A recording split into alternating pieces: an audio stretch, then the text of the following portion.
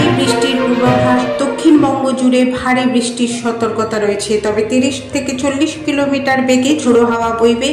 শুক্রবার থেকে ভারী বৃষ্টি হতে পারে উত্তর থেকে দক্ষিণ 24 পরগনায়, তবে সমুদ্র উত্তাল থাকার জন্য মৎস্যজীবীদের মাছ ধরতে যেতে নিষেধ করা হয়েছে।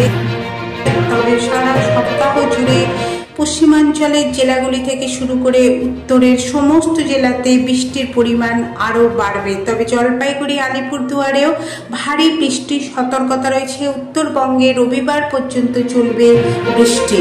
বঙ্গোপসাগরে নিম্নচাপের প্রভাবে উপকূলে সমুদ্র উত্তাল থাকবে। 55 থেকে 75 কিলোমিটার গতিবেগে দমকা ঝোড়ো বাতাস বইতে পারে।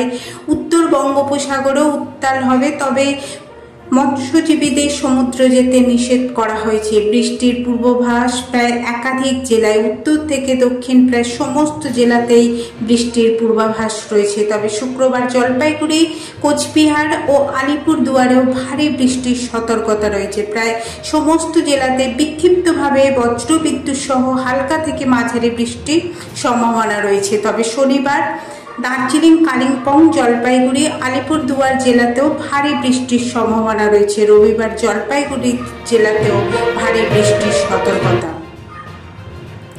ভারী বৃষ্টির সম্ভাবনা বাড়বে উত্তর ও দক্ষিণ 24 পরগনা জেলাতেও, তবে ভারী বৃষ্টির সতর্কতা রয়েছে। তবে ভারী বৃষ্টি হতে পারে পূর্ব পশ্চিম বর্ধমান, নদিয়া জেলায়।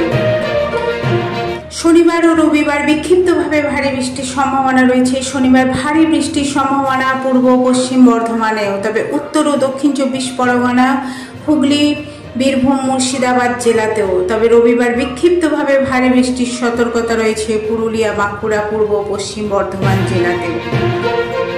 বৃষ্টির পূর্বাভাস প্রায় সমস্ত জেলাতেই, তবে সমস্ত জেলাতেই রবিবার পর্যন্ত ভারী বৃষ্টির সতর্কতা রয়েছে।